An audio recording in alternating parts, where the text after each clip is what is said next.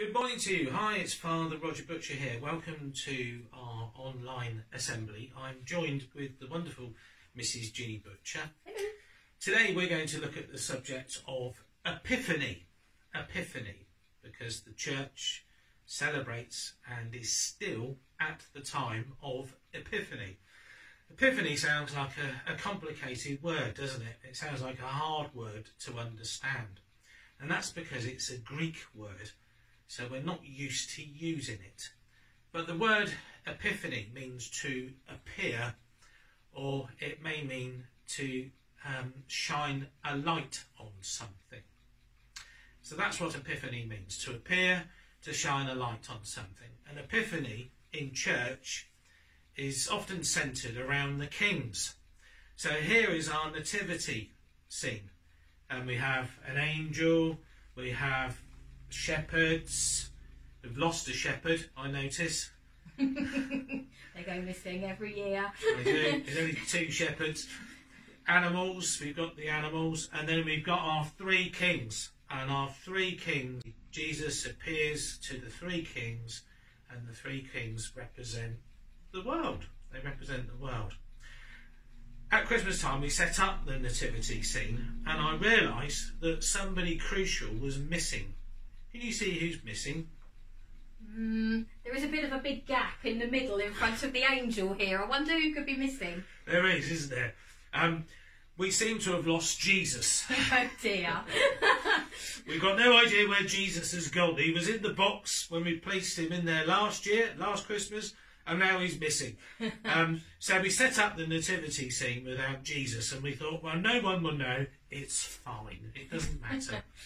But on one day, I looked at the nativity scene, and someone had placed this person here as Jesus. Can you see who it is? It's Harry Potter. I found Harry Potter there in the centre of our nativity scene.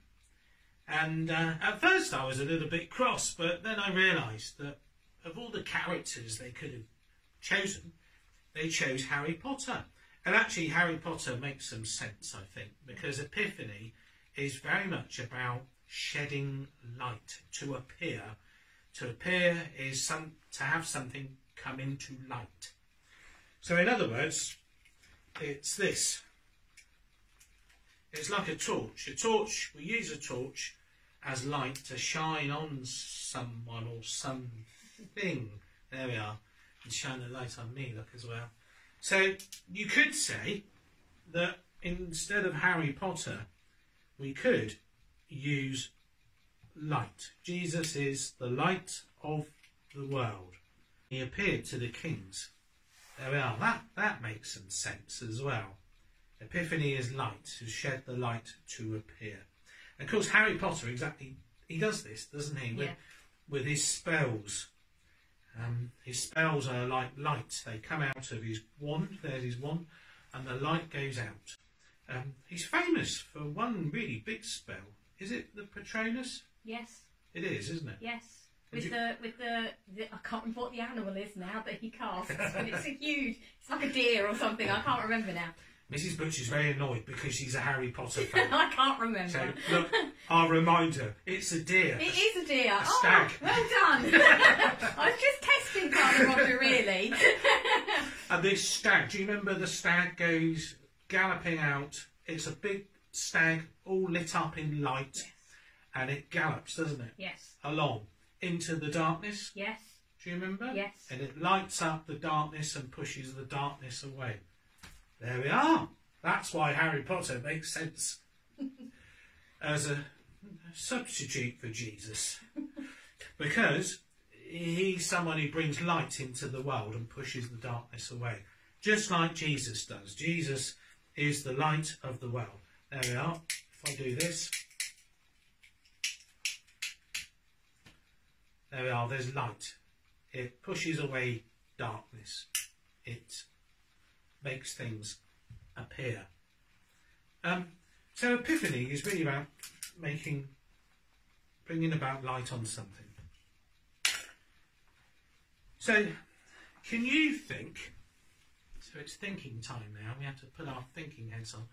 Can you think of epiphany moments in your life? Can you think of something that you would want to discuss with your teacher about a moment when something difficult, something dark has been pushed away and there's been light that has done that?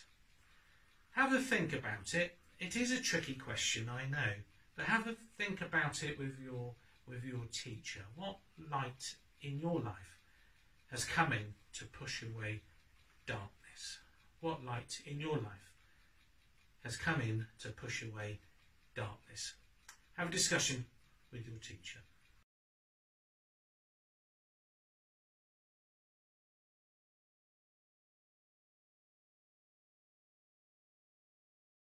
Welcome back. We've just been discussing about our epiphany moments. Do you remember an epiphany moment is about light which pushes away darkness? Light which pushes away dark. Something which is light come into your life and pushed away darkness. So I'd like to share some of mine, and then maybe Mrs. Butcher would like to share hers. So the first thing I thought of, I had a dream, and the dream was that I would meet someone in my life who was very special. And when I had this dream, I was going through a difficult time because my auntie was dying, and it was very upsetting for me and the family. But I had this dream that I'd meet someone special. The next day, I did. I met someone really special. It's this lady here. and this lady became my wife. So for me, that was an epiphany. That was to bring about light, to push away darkness. Another moment in my life, and I was in church, and Mrs. Butcher was there, lots of other people were there, and I had a moment when God spoke to me, and this was just like light. It was like light. A moment of light coming in, pushing away darkness, and I've been worshipping God ever since. That's an epiphany. And I suppose the last one would be when I studied the resurrection, and I found out that Jesus really did rise from the dead. There's 3 epiphanies. We don't have a lot of them, but that's my 3. How about you, Mrs. Butcher? Well, my epiphanies, well, I suppose in a way I have 3 as well, but they're all linked. It's the birth of my 3 children. As any mummy will know, carrying a child before you give birth is actually quite hard work. And, you know, Father Roger and I have 3 children, and, you know, it's tough.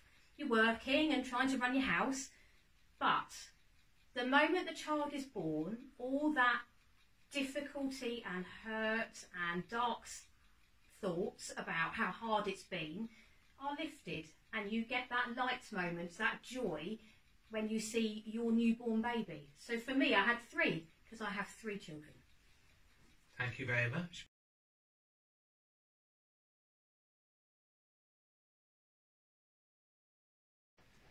Let us pray. Loving God, we thank you for the hope you give us. Bless us today.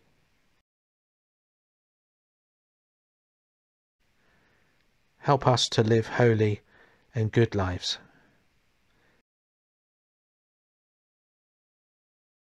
Amen.